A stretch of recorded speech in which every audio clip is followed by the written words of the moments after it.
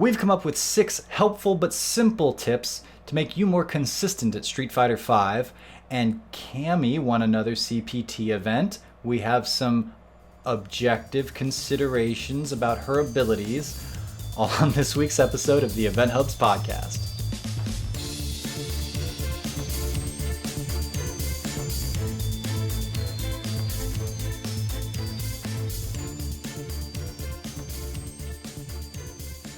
All right, welcome back to another episode of the EventHubs Podcast. I am John Catalyst Gray, and with me as always is John Velociraptor Guerrero.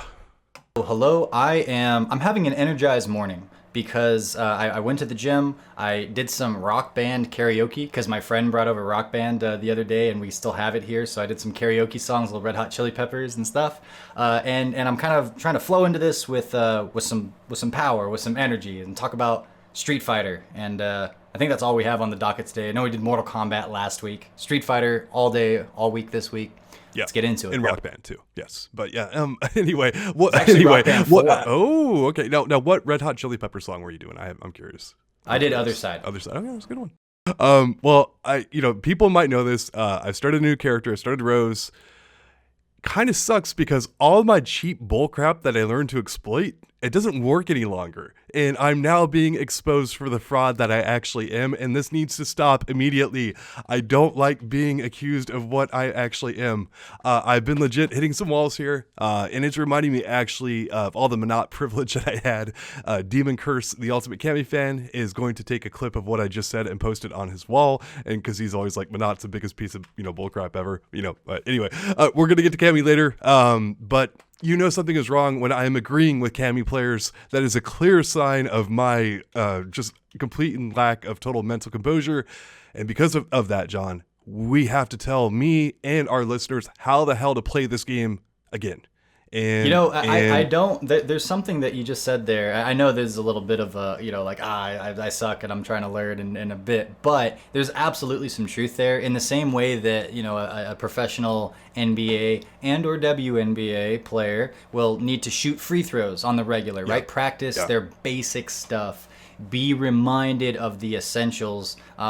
Just going back and doing this, I'm the one telling people, right? I'm supposed to be, as far as this interaction is concerned, the teacher, and I'm learning things that I've already learned before, being reminded or giving myself a perspective from a slightly different angle on this stuff, and it's helpful for me as well. So it's like, this is not coming from a place of authority in terms of we've mastered it. It's just these are some helpful reminders, and if you're learning them for the first time, well then great, learning them for the first time. Maybe you're not learning them for the first time, they're still extremely helpful to be reminded of and to thought of in slightly different ways. So buckle up. Yeah, and this is I don't care how good you are, you have to be reminded of the basics, right? You and I have just been over this before with work stuff, and it's like we're both working on all these new projects and we forget about the basics, right? You forgot about Dre, and you can't do that. So we've got the tips here, John. Let's get back on the horse and get back to our winning ways. You might still be winning. I'm not right now, and I'm upset with myself. I'm winning a little bit here and there, but you know what I mean. I'm actually doing well because I went back to my main. I was like, screw all this new stuff. I'm just going to go to what I know works, Devour Hour, and get some points, and I got them sweet league points that we all know matter a whole lot. Well, that actually brings me to point number 1. Forget about points, because this is a big one, and I'm not even. And I'm actually. It's so huge because the thing about it is, if you're focusing on points, you're not focusing on the right things when you're playing. This is when you're playing. If you're outside of playing, look, I talk about being Grandmaster, other kind of crap and all that. I'm still Grandmaster, thank goodness. I've held on to that many points, but the thing about this is, when you are actually playing, focusing on points, whether you win or lose, is actually going to detract from you winning. And this goes to a lot of pro sports. It goes to a lot of other things where they say simply, you don't want to focus on quote unquote winning unless you're Charlie Sheen, right? That's the only person who can do that and make that work. But for everyone else, you want to focus on the things that bring winning to come about, right? Like in fighting games, it'd be like, focus on your footsies, focus on your anti-air, do these things that lead to winning. Don't just focus on winning, because what happens is, if you're focused on winning and that Ken player has done 3 wake up DPs on you, you're going, oh man, like if he does it again, I'm going to lose, instead of going, he's done it 3 times every single time I've pressured him. Maybe I really want to sit back and bait it the next couple times just to see if I can get it out of him and get a crush counter, right? And it's so often, again, if you're focused on points, you're just focused on not losing, right? You're playing not to lose. And that actually goes to a big statement you once made when we were watching a CPT event, and you're like, dude, like, we'll just say Daigo for the sake of example, he's playing not to lose here. He's not playing to win. He's playing just like, he's so overly conservative. Yes, you are. Well, that's one example of what can happen to you when you are overly concerned with basically things you shouldn't be concerned with in the midst of the match. And I think that's the overall message that you're giving. If you are spending, first of all, we all know how much mental bandwidth it takes to play a fighting game seriously. All of it. At least if you're me, it's all of it. And even then, it's sometimes not enough. So if you're also throwing in a few other things like, I'm thinking about how many points this is going to give, or I'm going to lose if I lose this, or what it would look like to lose. You sit there and start, there's the power of suggestion, and you're envisioning losing. It's like, well, that's the opposite of envisioning winning and all the benefits that would come with that, right? It's like you're already jam-packed with stuff. Don't be putting more things in there to distract you. Don't be adding juggling balls, especially ones that are not going to be helpful to you, to your own equation. And so when you're saying like, I'm playing not to lose, instead of thinking about what is it going to take to beat this person, like where do I thread the needle? Where are they going to be exposed so I can hit them with my crouching medium or whatever it is? You're thinking about, oh, I could get hit here. Oh, I could get hit here. And like, there's a part of that that's helpful, right? Because you're trying to not get hit. But it's very easy to fall into, especially near the end of rounds when you can't take another hit, just to down back, and then you become the most predictable thing ever. And what's more, if you go too extreme in that direction, you end up not pushing buttons at all, because that's a risk, and you go so risk averse, like you said, that you could never even get the damage you would need to win the game, right? So you fall out of balance, yes, right? Because you're looking at too much of one thing, too much of another, and you need to have balance at any time. And it's understandable. You have low life, it's high stakes situation, whatever it is, but fight that, because and the way you fight that is you don't leave room for all these extra little like anxiety driving things to come in and mess with your balance. Yeah. And you brought this up, like you're like, hey, I just got a bunch of points with Nikali and other stuff like that. And if you're not actually playing the game actively, in terms of like, if you're not in the game, you're not in ranked waiting for a match and other stuff, go ahead and like measure your LP all day long, right? Like go ahead and do that. It's totally fine, because you can take stock of how you're progressing in the leaderboards and other things, and that is a good thing to look at. It's like, hey, overall I have gained 700 points or whatever in this last span of time. That's a fine thing to look at when you're not actively playing the game. It's like looking at the standings if you're playing, the NBA or NFL or whatever and stuff like that. It's like counting your money. There you go. When you're sitting at the table. Kenny Rogers, man. So, but anyway, but there is a time to look at your LP. It's totally fine to do it. It's just don't do it while you're actively playing the game. That is the worst time. That should be the furthest thing from your mind is your points. The moment you start thinking about going to Disneyland is the time that you get derailed and you're screwed. So anyway, and if you can't get away from the point struggle, just go play casual matches or go into battle lounges for a while. The point grind can get overwhelming for the best of us. Like even the best of players are like, man, I don't want to lose my points and other stuff like that. So if you can't get that pressure out of there, like, and I know that might sound laughable to some of you, right? But point loss anxiety is real, John. The fear of losing the points is real. Look, if you the same exact thing applies to when you're playing in a tournament. Yes. It's the same idea, because what we're really saying is don't be affected by the raised stakes. And that's never going to fully happen, right? You're going to be aware and such, but how does Daigo pull off moment 37 with all that it was in terms of like, hey, this is the end of an Evo tournament, so high stakes that way. You got a million screaming people in your ear. How do you maintain composure doing that, except for to forget about all of those things, because they're not helpful at this time? And I think points, another way of thinking about them, at least for our purposes here, are they're a raising of the stakes, and therefore inciters of more anxiety. And that's not helpful for you as far as I can tell, and very harmful for you, because they're distracting, and because they put you off balance. They give you the shakes. They give you the anxiety nerves, and you don't want to be dealing with that when you have to act, right? So Yeah. And again, you might think that, oh, like, I shouldn't be fearful of losing points and other stuff like that. But as K-Brad once said to Gutex, what the hell happened to your points? Like that. It's a thing. Even your friends will guilt you to your points. So it's okay, but you want to forget about it. It's a thing. It's a thing that they're going to be on your mind. And you just, again, put them out of your mind and just focus on the things that lead to winning. John, that's my first point. What's your first rule?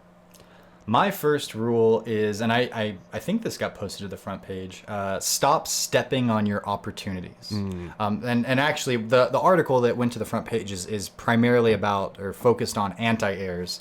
But as I was thinking about it, this is super helpful. And one of these tips could have been like, get better anti-airs. And that's right along those same lines as, with the NBA metaphor, keep practicing your free throws. That's there. But as I was exploring it, stepping on opportunities seemed like something a little bit fresher and probably something that we haven't said as many times on the podcast as get better anti-airs or make sure that those are refined.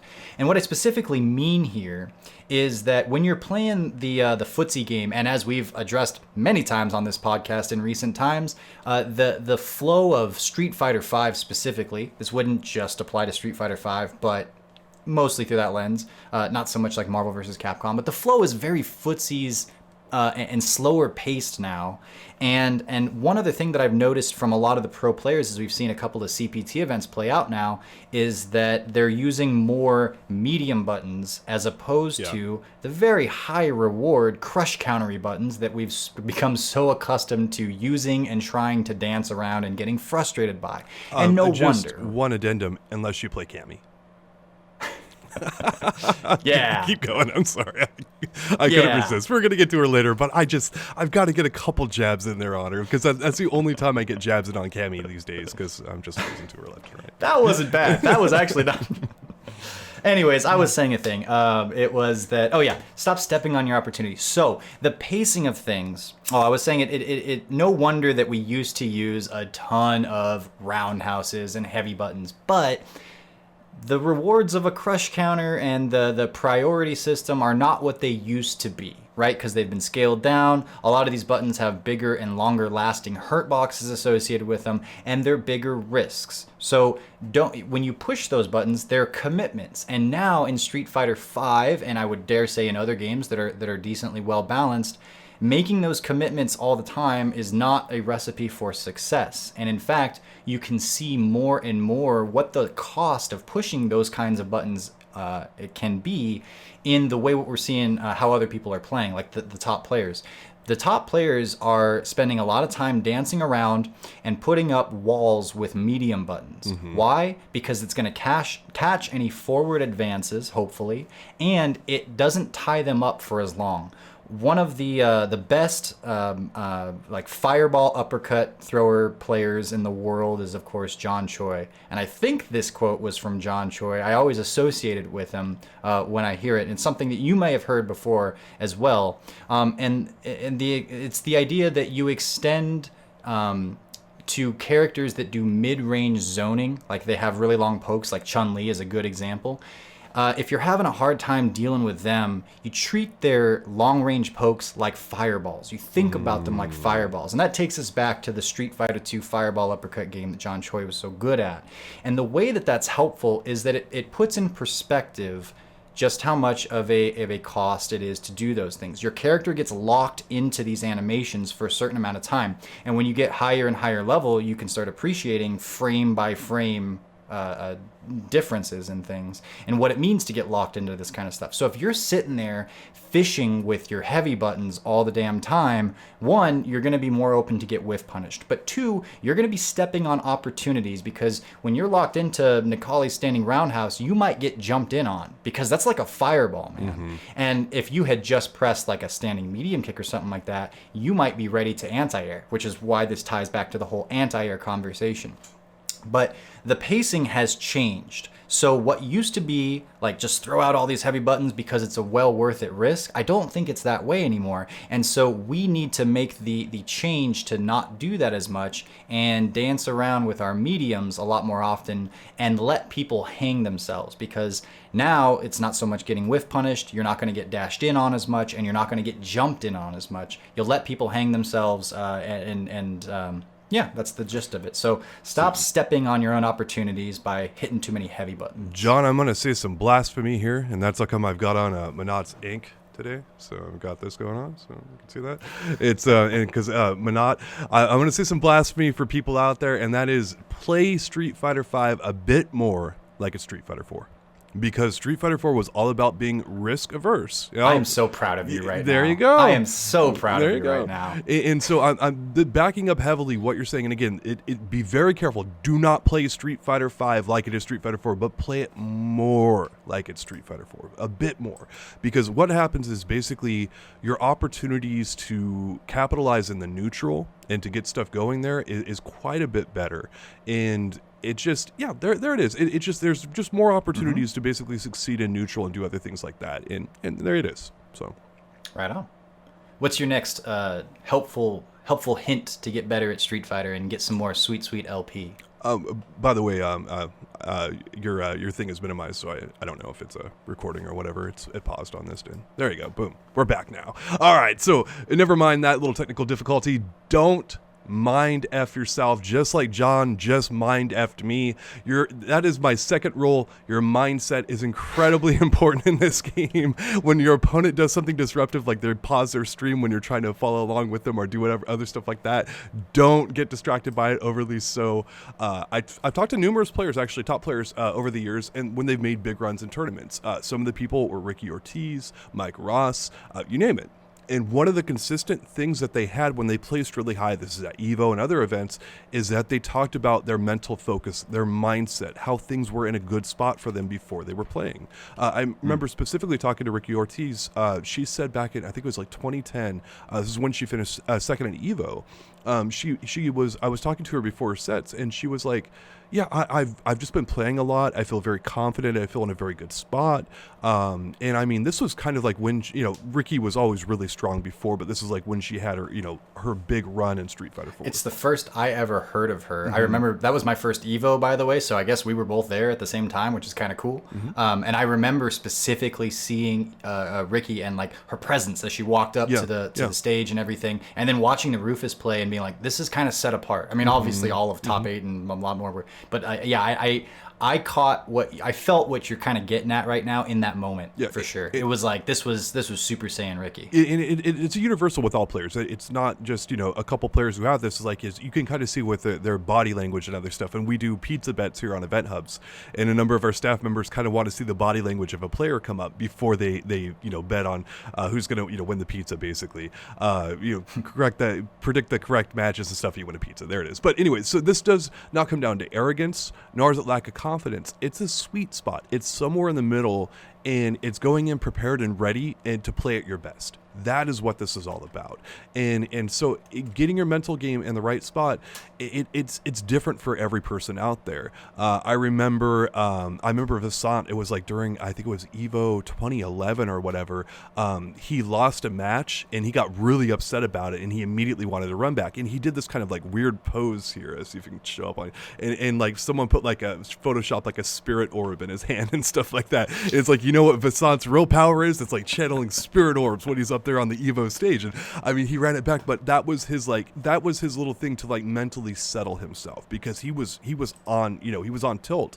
You see Tokido, he does more the traditional like deep breathing kind of yoga type stuff, right? Others, they might mash inputs out on the joystick.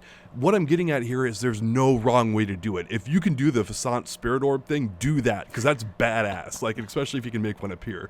But what's the Matthew McConaughey from Wolf of Wall Street? But you said it's also something he does in real life. Yeah, he actually does it before that. It's like, yeah, we're both doing it now. Like, but he put it into the movie because he thought it was like, they're like, I think Leonardo DiCaprio saw him doing that. But let's try to do it here real quick, because it's freaking goofy as all hell. Oh, you won't do it? He's I'll watch you do it. Yeah. And he pounds his chest and stuff like that. It's ridiculous. But some more other tangible examples would be like finding a really specific dirty setup in the game, and then where if you land it, it's gonna really put the other person on tilt, right? Because it's like a very specific setup that's, hardcore, a new combo that that if you land it, your execution has greatly improved, and that's gonna it's gonna build up your confidence, right? So a true story for me, I'm not even joking about this. Balrog is a terrible matchup for Manat, and I actually just used to focus on draining 50% of my opponent's health, not even winning, just draining half of their health, because I was literally losing almost every single time with my opponent having 70 to 80% of their health left. And so knocking him down to 50 was a big step up for me. And I would later go on to, expect to win against lower ranked Balrog players, never the high ranked ones, because screw that matchup. But you can make your accomplishment whatever you want it to be, as long as it works for you. It's all about finding something that really helps you. And there's a few other examples, but John, I know you do some of this too. Like, what stuff do you use to kind of keep yourself mentally sharp and ready to go?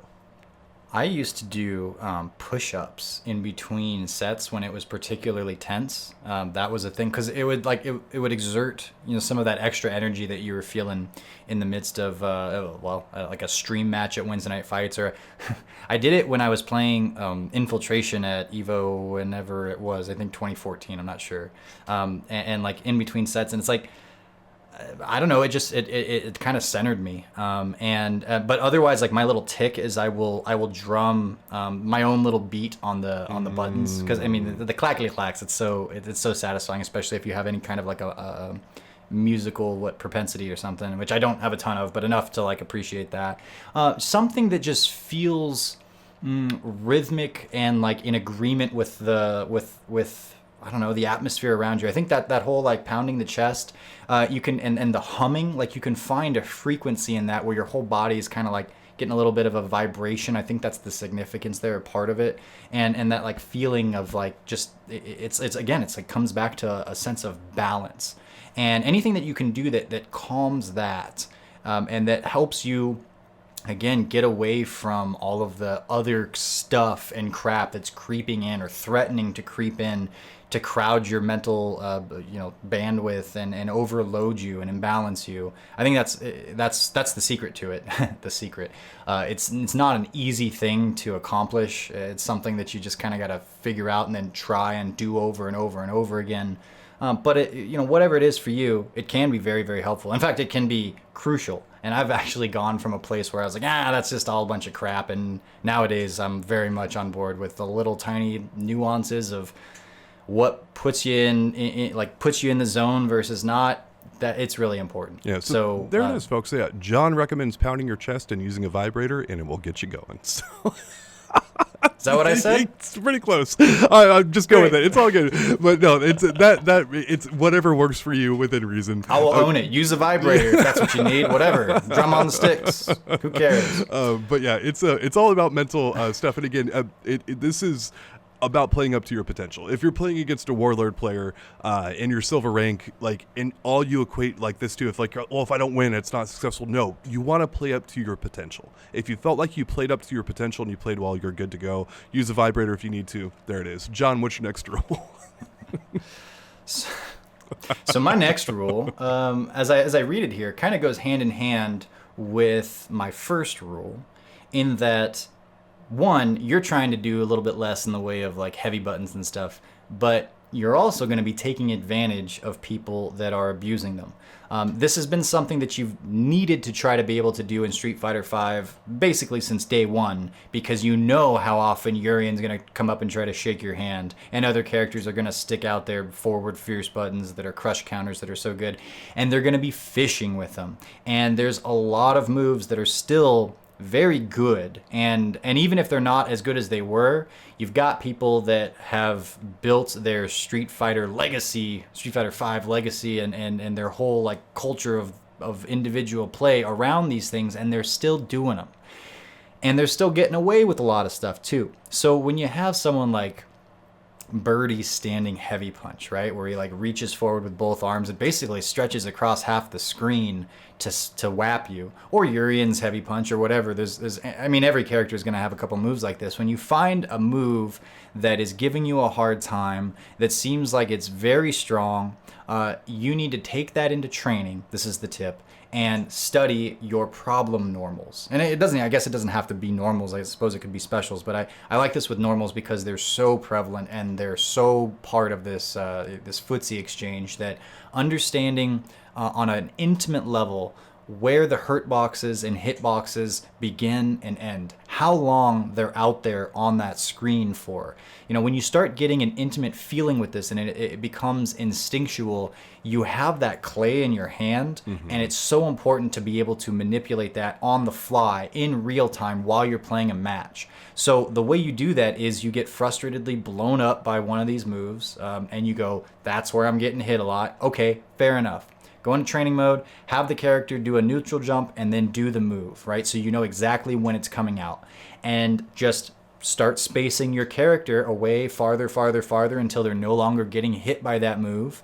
And then try to start hitting the end of it, so you're whiff punishing it. See what it feels like to be, see what it looks like to be just outside that perfect range, because that gives you so much, especially against a player that's going to be doing those kind of things too often. But even so, if that's just a really good footsie tool that this character has, well, you've just learned a range that's going to be incredibly helpful for you against this character. And that might lead to you basing an Go ahead. Well, I was going to say, people might be hung up well, I don't want to just learn Chun-Li's, crouching heavy kick range and other stuff. And it's well, in this game, a lot of normals have similar ranges and hit and hurt boxes on them. So if you're learning, say, Chun-Li's crouching medium kick, you'd be shocked how applicable that is to reuse crouching medium kick and a bunch of other characters' crouching medium kick as well. A lot of these normals that John's talking about labbing here, they have similar properties, frame data, hit boxes, and hurt boxes, and you can make very slight adjustments where if you know how to space yourself out from a typical crouching medium kick, that's going to be applicable for 50, 70% of the cast, somewhere around there. A large portion of the cast have similar-ish normals. There are exceptions like Minot and a few others, but when you're labbing for, Chun-Li's crouching medium kick, you would be shocked how often it's going to be applicable to other characters as well.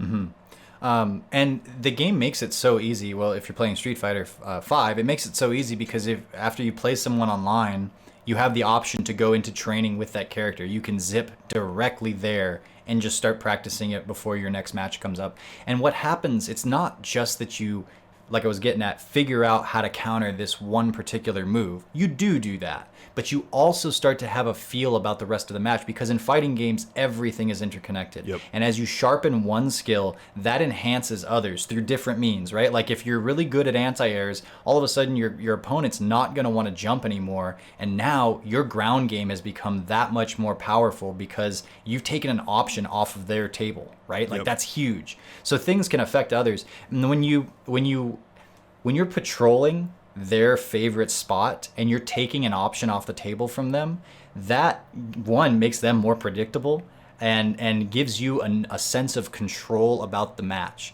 This is so much more than beating a single move. Try it, guys. Yep. Try it. If you're getting blown up by Urian handshakes or whatever, take it into the lab. Because otherwise, it's like, if you fool me once, shame on Capcom for making the stupid busted move. But fool me more than that, and did you lab it? And I say that to myself as well, because there's been plenty of times where I complain without having labbed it. Lab it, and the rewards are probably more than you would expect. John, it's so much easier to blame Capcom, because then I take the blame off of myself, and it's just their fault for making this bullcrap game where Cammy exists and all this other kind of stuff. But that's it. It's you can complain, but also make sure you put in the work. If you're going to put that up on Twitter, make sure you've also put in the time. And did I really put in the time on this thing? And man, I'm guilty of it too. So a very good point. And again, it may seem like a small thing, what John just mentioned, but it's really a huge thing that fleshes out so much of what you're doing in this game, and it really expands upon your stuff. And it's like just countering a few normals and knowing the ranges and stuff, it really filters out through a ton of characters in this. So there it is. So my next tip is watch people you have respect for or have a similar style to you. And this is a 2021 era. It's so nice because pretty much everyone's streams maybe they have a YouTube channel. I don't know. Maybe that's a thing. Quick plugs. I have a message for our. Now that you brought it up, just really quickly, we have 2 YouTube channels. and have recent. Make sure you're subscribed to the correct one. Okay. It should be EventHubs, just the YouTube channel, not EventHubs Video. For those of you that care and that are subbing, sub to both. That's fine, but make sure you're sub to EventHubs YouTube and not EventHubs Video only. Well, all right. Anyways, you were talking about other people with YouTube stuff. Well, it's actually funny that you bring that up, because back in my day, we would get our VHS tapes by sending a random amount of money to a random address in another country. And if you were lucky, 2 or 3 months later, a tape would arrive with hopefully some Street Fighter 2 combos on it. If you weren't lucky, you got a copy of a foreign dub of Vanilla Ice's movie, Cool as Ice. And yeah, he made a movie, and yes, some jerks out there decided to translate it to other languages to spread the misery around.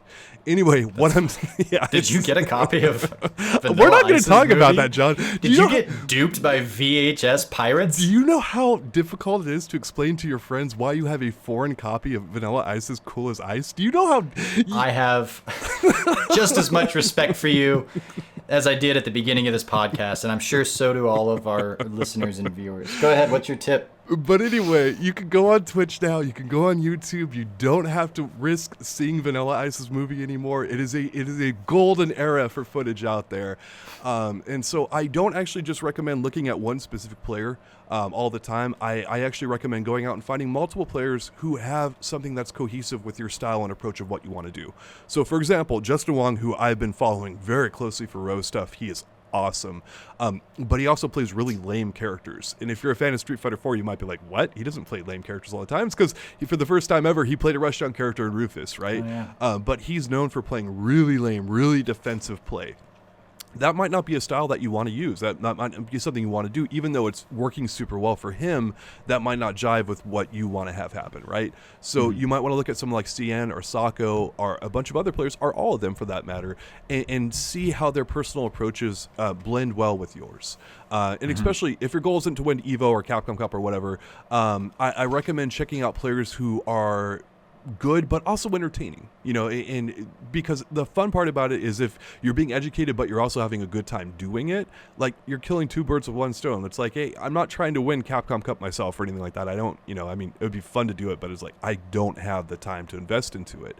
I'm there to have a good time and compete as best I can, but it's like if I win a couple matches in the tournament and I improve some ranks online, I'm thrilled. Like that's really what I'm trying to do. And so that might, work particularly well for you as well. Some people don't want to pick up a guitar to become the next Joe Satriani, right? They just want to learn a few songs. And so if that's your goal, like you can watch a player who's more entertaining than they are like the best on the planet and still learn all that you need to learn, and have a win-win prospect there. I like to, I was actually going to have something very, very similar to this on my list, but when we kind of hashed out what we were going to talk about, it was too close. But what I was going to say is something that I like to do is watch a pro that's using my main character and watch them as though I am the one playing.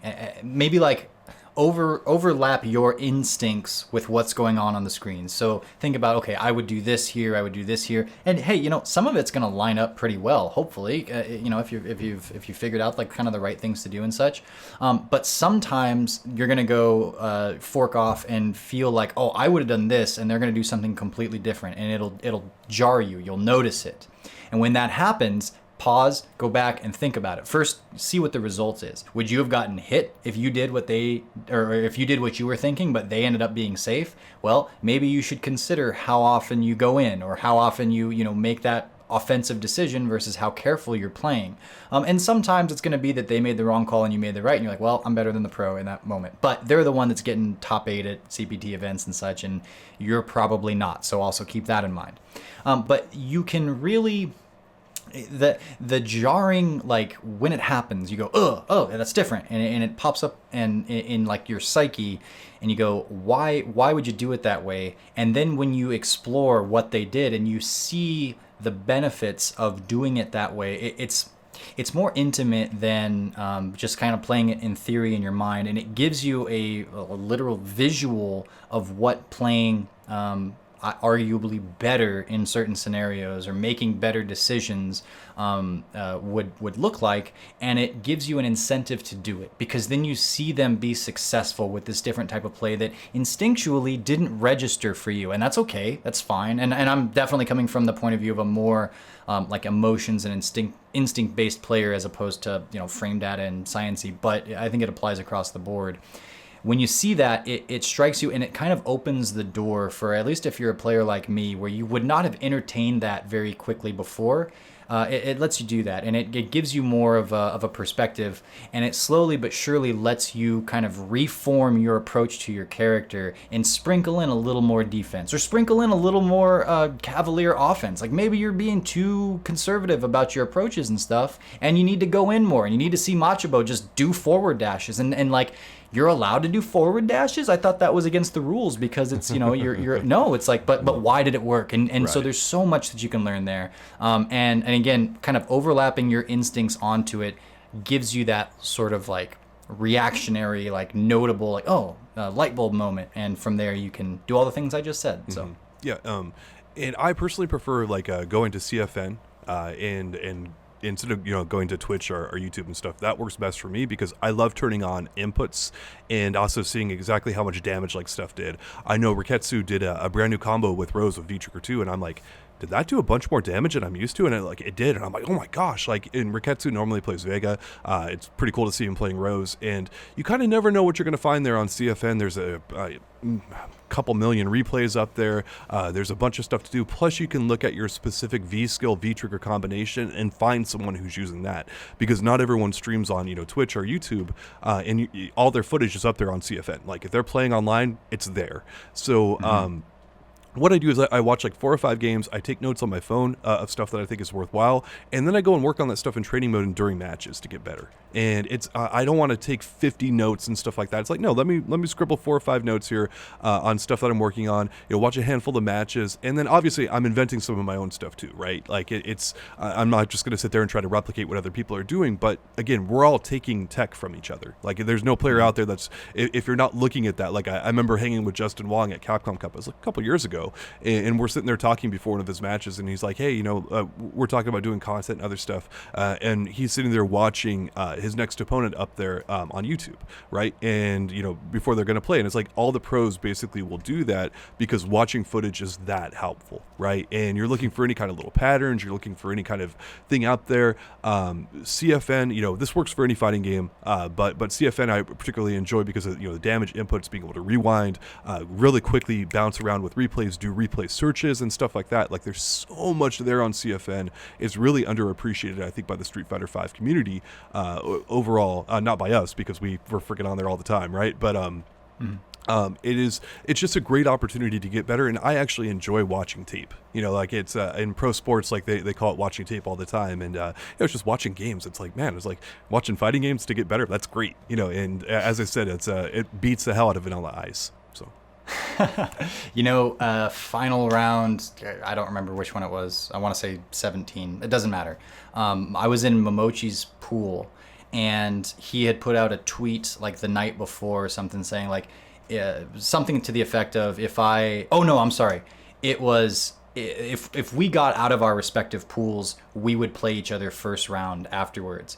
And he put out a tweet noting that was the case. Like, he was headhunting me, or well, not headhunting, but he was researching me. And I remember seeing that, and I think that was the first time I had thought about it, because I was like, wait, if he's aware of that, he's probably watching like old Wednesday Night Fight footage. Yes. And you know what? As I think about it, I have a pretty infamous Wednesday Night Fights match against Michael Tan, who played Ken, who I was kicking the crap out of him. It was great. And then and I got him to do Ken's Ultra 2, which is the flamey spinny Tatsu kicks one, and you can just duck under it. And I had him dead to rights. I remember him going, oh, as soon as he did it, because he knew it wasn't good. And I stood up into it instead of just hitting heavy punch because I wanted to get like a full combo punish even though I didn't need it. Anyways, it was terrible, and I ended up losing because of it. Anyways, Mochi did the same thing when we played at final round. I'm sure it was on accident, but it's funny because it's like, oh, did he research the tech and did like, oh, Velociraptor's weak to random ultras that he's just going to get hit by. By the way, I didn't. I won the round, and I turned back and I looked at, I remember seeing Vicious, and I like smiled at him, and I was like, we done it. It's again, learn from your mistakes and know that other people are studying your footage. It's when I was playing on the CPT, when I placed in the last tournament, a lot of my opponents, like you've got 20 or 30 minutes of downtime while you're waiting for matches to finish up, right? And so I went on their CFM profiles and I'm like, okay, this guy likes to jump, right? And I'm like, and you can get stuff, and I got further in the tournament for doing that, right? It's like I placed in one of the biggest tournaments last year, and there's another tournament this year, this weekend, and I don't think I'm going to be playing in it because I suck ass right now. And I'm trying. That's to get a good reason to not try to do something if you think that you're not very good at it. Yeah, it's so I'm thinking I'm just gonna to put the time in there, but I mean, again, all I'm saying is that John and I do have experience doing this stuff, and like it works, and we're not trying to lead anyone astray here for obvious reasons, but we also have the experience to back it up. But John, what's your final rule? What? My last one is. You were talking a little bit just a minute ago about looking up people that have the same V-trigger and V-skill as you. My last one is explore your other V-skill and V-trigger, even if you know they aren't as good. I think we talked about this a few weeks back, and I did an article where I was talking about why I was using Necalli's V-skill 2, and I think that it's nowhere near as good as V-skill 1, and if I'm playing in tournament, I'm going V-skill 1 virtually every time. That said, playing with that opened up it's like the easiest or most close to home way of giving yourself another perspective, because you can do that through playing another character, you can do that through playing another fighting game, and you'll see different things like that'll just naturally be called to your attention, stuff that you might not have been aware of or aware of at certain capacities. So it might change the way the distances and the ranges you play at. It might change the pace that you play at. It might change whether you're an offensive or defensive kind of approach to a certain matchup, whatever it is. But it gives you a new perspective, and you can always take that back, what would you say, like home to your main character, to your main loadout. And you have that information, and sometimes it's like not directly applicable because for obvious reasons your V skill now just doesn't allow you to do the things that the other V skill does. But at the very least, maybe you know what it means to approach the game like your opponent's going to be approaching it, or you know more intimately what it means to have a DP. If you're a character that's never you never had a DP before, and then you play a character with a DP, now you know what it means to have a DP. You know what it means to be tempted to do that on your wake up. You know a little bit more about what's going on in your opponent's mind, stuff like that. So it just broadens your understanding of a character, your understanding of the flow of the game, the character, fighting games in general. It happens at every level to varying degrees depending on the example. But again, I know that V-Skill 2 is not the way to go, but it taught me some things. It taught me about how to slow down the match, and it more quickly revealed to me that I can play this game in a footsies manner, and that's going to be more beneficial now. And I can even do it with a character like Necalli, who's relatively stubbier. And now I gotta call you out.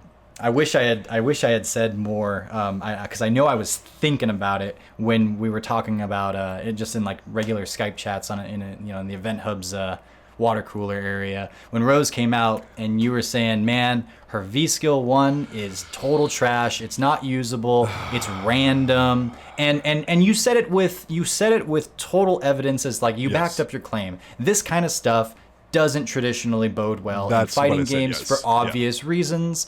And it's like, okay, fine, fair enough. And when I played Rose, I was like, I'm going V-Skill 1 because I don't even know how I'm going to begin to use V-Skill. I could not see V-Skill 2. I could see it being useful, but not like literally the first time I played Rose. I was like, I could do more with these tarot cards, and so I picked those. But anyways, and then you proceeded. You had a combo, and then you V-skilled 1, and you're like, what did I just do? I remember you pinged me and drinking, and you're like, what did I just do? And we're like, we have no idea. It looked like you just dropped your combo. Yeah. And I went into like some little V-trigger build or something or whatever it was. Maybe I had a damage boost. Combo broke yourself is what it looked like. Yeah, but it's we were both like, see, that's evidence, and it's sucks. And it's like, and now as you're getting to, I'm on VSCO 1 because I watched Justin Wong sit there and break it apart, and he's going full screen. And what happens with VSCO 1 is the randomness doesn't matter, which is shocking to me, because every single time you draw a card or do anything, it builds V-Gauge. It just depends on how the V-Gauge gets built. So one of the things with V-Skill 2, with her orb, is it's designed around her teleport. So if you teleport, that orb goes crazy on the screen, and it will combo and do a bunch of cool stuff. So Capcom did the classic here where instead of like VSCO 1 and VSCO or V-Trigger 1 being a match, they always do like the reverse, right? It's like you want to use VSCO 1 and the V-Trigger 2 and vice versa, right? It's the numbers don't match.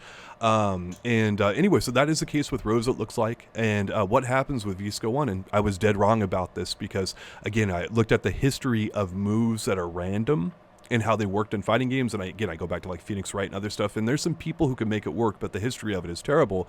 What I didn't realize is there's consistency in how VSCO 1 works in terms of how it builds V-Gauge. You can use those cards at any time to build V-Gauge, and the effect is random, and so you have to have some idea of what is coming up with the card, right? But the way it builds V-Gauge is not random at all, and you give that character V-Gauge, and going into V-Trigger 2, she's nasty.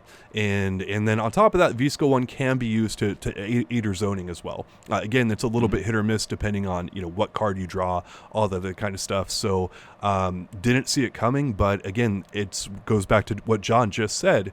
You want to explore this stuff because you never know what you're going to find there, and you might find a winning combination that other people have written off. Another piece of evidence of that is I played Monot's V-Trigger 2. I did well. I had people call me an idiot for using it. I know a bunch of people are like, why don't you use that? I'm like, well, in certain circumstances, this is actually the better V-Trigger. And with time, some of the top Monot players were also using it as well. And depending on the matchup and stuff, Sokka was using it, Earth was using it, a number of other people. And it depended on what matchup and other stuff. V-Trigger 1 is sometimes superior, V-Trigger 2 is sometimes better. It just depends.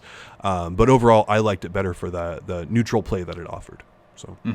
So this actually leads me into a little bonus tip, if you will, a little extra sauce. And this applies to real life. It's actually something that I've been working on, and I've been trying to think about, and I've been talking with Brittany about it too. Actually, just last night we had a little bit of a conversation about it. But that is the idea that a lot of times, and this is natural, it's normal, but it's something you have to kind of fight against, and I'm seeing a lot of benefit from doing so, so I wanted to share it with you guys. And that is that when you first experience something, you're naturally going to have your initial reaction, right?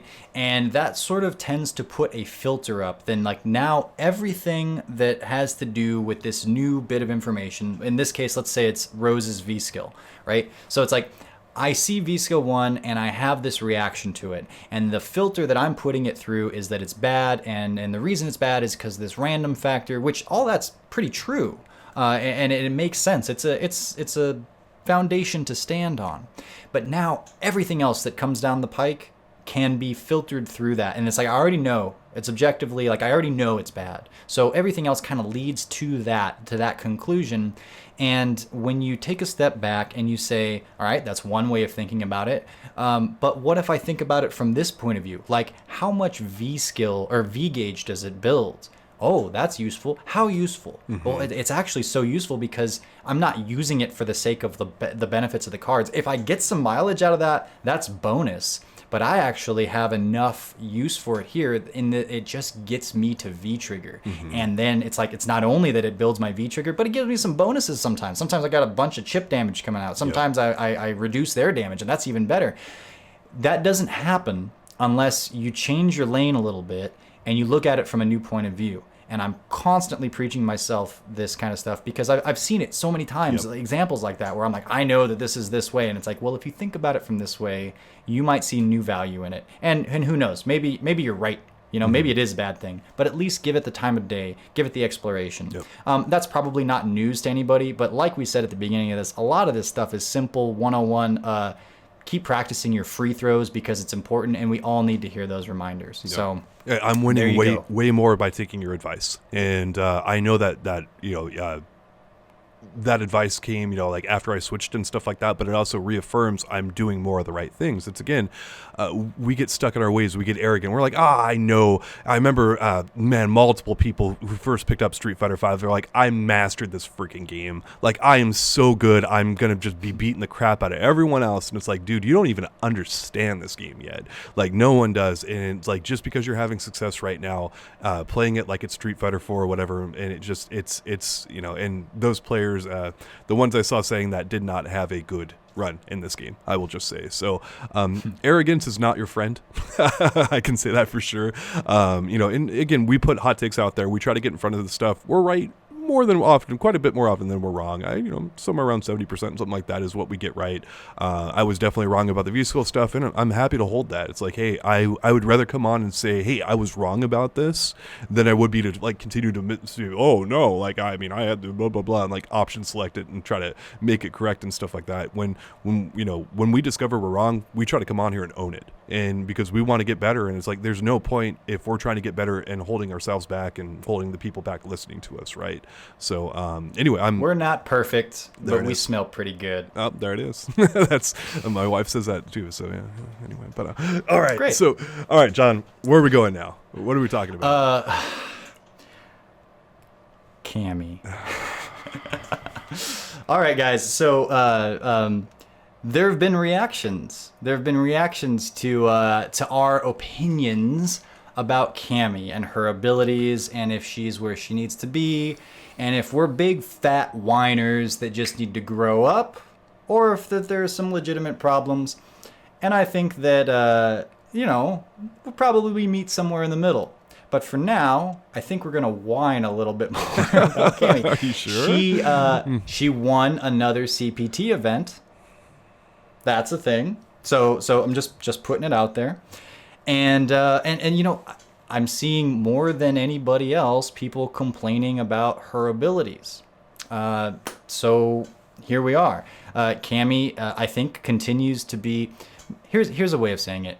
Is she a problem? Is she one of the best in the game? That's okay. But is she a problem? Yeah. Maybe that's kind of where we should go. And this is an evolving thing. We're not going to have here's us practicing what we preach. I'm not for sure that she is, okay? I could be given evidence that she's not. I want to have a discussion about it. I want to explore the details, and I want to come up with a scientific-y conclusion as to whether or not Cammy is a problem. How do we feel here a week or two later from our initial Cammy's too easy to play, she's too good, she's got another CPT win under her belt? How are you feeling about her, John? That's exactly where I go to with this. It's less of Cammy's overall power. I can live with how strong she is. What I can't deal with is just how damn easy she is to play. And again, it's the Staples easy button. It's like, why would you go and learn a bunch of other cast members when you can just, I'm just going to play Cammy, kind of thing. And it's like, yeah. And it's like, even Myers, who plays Cammy, is like, this character's stupid. And that's not a verbatim quote from Myers. Like he also said, well, I think that what you're referring to is a few week ago or so on Twitter. He said, I think that this is the best version of Cammy yet, which is a terrifying statement.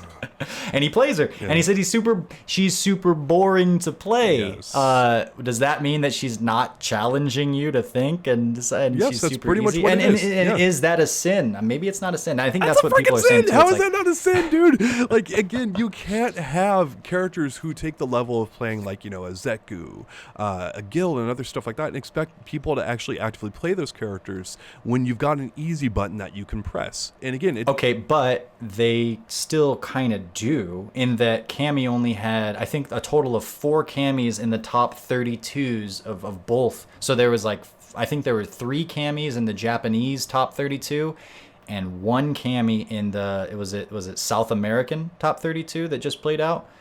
So it's not like she's super popular. It's just that she's winning. I did some stats here too. So since 2016. And not counting the last Capcom Cup, which was kind of like an offshoot kind of weird thing where the invited players didn't get in there. But so we've got 4 Capcom Cup events in total since the Street Fighter 5 started, right? The average amount of Cammys that you see in the results is slightly over 3 at every single Capcom Cup since the game came out. So you are going to see an average of 3 people playing Capcom over that, little bit over. It's like 3.25 or whatever, right? That's how many freaking Cammys we've seen from the get-go. And it's like, okay, when you have a character that's that good, that's been this good for that long, it's time to knock her down because you have a history of evidence here. This is not like a character who's like, oh, it's like, let me see, like G, right? Like, how good is G really? Well, G never won that many events and other stuff like that. This is not the case with Cammy. This is one of the most winningest characters in the history of Street Fighter V. We have a plethora, John, a plethora of evidence that Cammy is one of the best characters. And it's like, I don't get it. And it's like, okay, she's easy to play. She's one of the best characters in the game. And when, this is one thing I will point to being right, the moment we read Cammy's patch notes, I came on this podcast, I said, Capcom, what were you thinking? And look, this has been held up. I said she's going to be winning stat stories in terms of like being the most popular character on the CPT. She won the first one from CPT Japan. This is a frustrating character that I called from the get-go, but yeah, go ahead. Yeah, I've taken issue with her dive kicks in the past. That's a different conversation we don't have to go in too far to, but in terms of the overlap here, it's that they're moves that kind of do too much, and they're too easy to do for it. And so there's a clip that's been making the rounds. We posted it. This just showcases Cammy privilege, as I've been calling it. And I got some heat for this one too, but it was Phenom playing, we'll show it here, but there's Phenom playing Cammy against a Gil player. And Phenom was the one that shared the clip and said, this character needs to be stopped. What happens is the Cammy she has V-Trigger 1 activated. And so Phenom jumps at the Gil player. The Gil player then activates his V-Trigger, so we get a screen flash. So Cammy's in mid-air, and it's like one of those, like, oh, I got you dead to rights. And Phenom still, I'm sure he was planning to do, goes for the V-Trigger dive kick. And I think it's to cross Gil up, and Gil's in the corner, but it's like, because she can do that. And Gil goes for critical art, which creates a, like kind of like an orb hurt box out in front of him. And it works very well as an anti-air. Normally it will... huge, and it has a ton of active frames. You and I have both been hit by it a number of times. And even when the Gil player's with it, it stays out there active frame so long that you will see people walk into it. It is a really good critical art. And a lot of people don't play against Gil, so they don't understand how good of a critical art this is. This is one of the best reaching range critical arts in the entire game. It is really good. Right. And so what happens is, it's invincible for frames 1 through 8, and then it's not anymore. And when you get hit by it, it goes into this animation where Gil does the whole seraphic wing and takes off like half of your life, and it's great. So Phenom's Cammy gets hit by it, but is like slightly behind Gil's head. And so like the top half of her body makes contact with the hurt box of it, or the hit box of it. And she bounces from the hit, but does not go into the animation because they trade. And what you're left with is the Gil player lost all of the meter, and then they is now cornered, and they play out the last few seconds of the round, and Phenom wins with an anti-air that works. And so, first of all, you can explain why it happened, and it makes, what would you say, like kind of like scientific frame data hitbox sense. What's going on is we all have our suspicions of Cammy being ridiculous, right? To see actual visual proof in a real match of it happening is just confirmation of what we knew. And that's why, to me, this clip is so damn upsetting. It's like, I knew this, and now here's freaking proof. Capcom, why weren't you listening to the community on this? Why didn't you do a better job with Cammy? Yeah, and I would say that, okay, so again, you can explain it away. Like, it makes sense, like that's what should have happened with the way things work right now, and it was that the Gil player was not in the right place to be able to do the super there. Fair enough. But on another level, you've got Phenom, the one doing it, sharing the clip and saying, this character needs to be stopped. Like, there's something in Phenom's heart that went, I don't want to play the game that's like this, right? Like the amount of risk reward, mental, like cognitive bandwidth that's necessary to do this. It's not balanced, and it's not ultimately fun, even for me, the person playing her. Myers has made the statements that we heard earlier, and also, by the way, he retweeted this and shared it with laughy faces. And then more recently, the player that actually got hit was also streaming and shared his reactions, and it's just exactly what you would do if you were that person. You would go like, what is going on here? And you felt it probably yourself in the past. It's like that surge of frustration and injustice. And it's like, you can explain why this works, and technically it does. But how many people want to be playing a game where this is the kind of interaction that happens? And then everything else about Cammy and all of her other privileges, it's like, people are not going to want to do this. And in an environment, in an age when it's a service, or it's a product as a service, and that we can constantly update, I say you should attend and make it so that these kinds of things don't happen. And I haven't even gone as far as to really sit and think about, well, for this particular example, what should be changed around. I'm arguing more in the theoretical kind of general idea that Cammy, like we've said, Cammy's too easy, gets too much reward. Cammy has so much privilege that she felt entitled to do this, and of course it worked out. Of course it worked out for her. That's pretty much what it comes down to. And again, John, where you were going with that exactly, Capcom needs to be touching this game more often when you have a very clear problem like Cammy. And again, Cammy's overall strength is less of an issue to me than just how easy she is to play for how good she is. They attended to Bison, why don't they attend to Cammy? And to spell this out for people, take a number of her specials, maybe all of them, and drop 10 damage off of every single one. And you know what? She's still going to be really damn good. Take her post-super mix-up, where she gets a great mix-up after her 3-frame super that she is really easy to combo into, and make that not a true freaking Oki mix-up. Give her a little bit more recovery off of it, so that when she is steamrolling you, which happens so often with Cammy, that she has a little bit less of an opportunity to do so. Maybe you can add a height restriction on her V-trigger dive kicks, so that they at least take a little bit more thought to use before you're plus 7,000 when you just get the opponent to block them, right? And you know what? If you do all three of these things, I still think Cammy is a great character. She's not good, she's great. But the thing about reducing her damage is that right now, Cammy has very little incentive not to just hold forward on the joystick and say, you hit me, but eventually I'm going to hit you and kill you, kind of thing. Mm-hmm. And it's the easy button. This is what Cammy is. It's just, just hold forward, because it will probably work out in your favor if you know what you're doing. And reducing her damage, reducing her privilege makes the Cammy players have to think a little bit more, and all of a sudden you have a more intelligent character.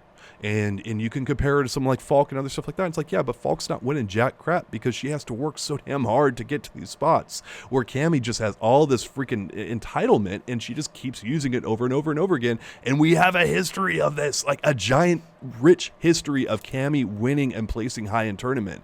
And that's what upsets me about the character so much, is I get someone like a brand new DLC character slipping through the cracks if they're too strong. That makes more sense to me, right? But even it happened with Seth. OG I know. Roster. It's like, dude, is there a Capcom employee with a Cammy poster on their wall, and they're like, you ain't touching my waifu. That ain't happening. So is that what's going on, Capcom? Because I swear that's a thing. But anyway, that's kind of where I would go at this character. It's do what John said here, do what Velociraptor said, and just touch the game a little bit more often. Take a little bit off of, her kicks or something. Do something to acknowledge what's going on in the community, what people are saying. Even Cammy mains are saying, hey, we got too much right now. That should be a very clear sign to try to do something at this point in time.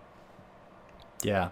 So again, you can probably argue till the cows come home, and you're standing on some decently foundational ground to say that, nah, you guys are whining too much because I can explain away why she has this much damage and this and that. But you are also seeing a community that is simultaneously reacting with, like, this is not what I want to see in the game. This is not the experience that I want to have, very specifically. And I think you should consider that as well. So the Cammy saga continues. We have another CPT this weekend. See if she wins that one. Part of me absolutely doesn't want it to. Part of me wants to just for the I told you so. Oh, one other thing I wanted to note. Want to watch the world burn, John. Anyway. Yes. So I tracked V-shift usage in the first 7 matches of the top 8 of the most recent CPT, because we did that with the Japanese one, and I kind of just wanted to continue to explore. So just really quickly, they used a lot more V-shift in this CPT event. Some players, and you'll notice this when you're playing online too, some players are just like every wake up they'll do V-shift, and that's gonna inflate the numbers a bit. But where we had in these first 7 or so, in the first 7 matches, I think there was like 8 total times it was used by the Japanese players. This time there was 39 uses of V-Shift. Now, a lot of those were Zero Mechs, the Balrog player who went ham with it and used it a ton. In the 2 matches that he was in, they were used 12 and 14 times. All the rest of them were like 2, 3. One of them had 5. So obviously some players are going to use it more often, and there'll be a little bit of an anomaly there. But we are seeing it. And what's furthermore, sometimes it was useless, and sometimes it got people into trouble. But for the most part, it was usually just reset to the neutral, and that's what the player wanted to have happen, and sometimes led to a full-on punish or shift in the flow and the advantage. So take that as you will. V-Shift is totally useless. I'm sorry. It's the most important. I'm sorry. It's well, we're not sure, but it is something, and it's interesting, and we're going to continue to watch it. I am still at the point where I think that the change to a lot of the heavy buttons and such is having more of an effect on the meta right now, but it's an evolving beast. We'll see, and we'll continue to update you on how things are going with it and giving you our perspective. All right, y'all. That's going to wrap us up for this week of the EventHubs Podcast. Once again, thank you so much for listening, and we'll be back with you soon. Thank you, guys. Like us on the correct YouTube. Follow us, subscribe, put the bell, top 8, all that stuff. Thanks. We appreciate you, and we'll see you next week.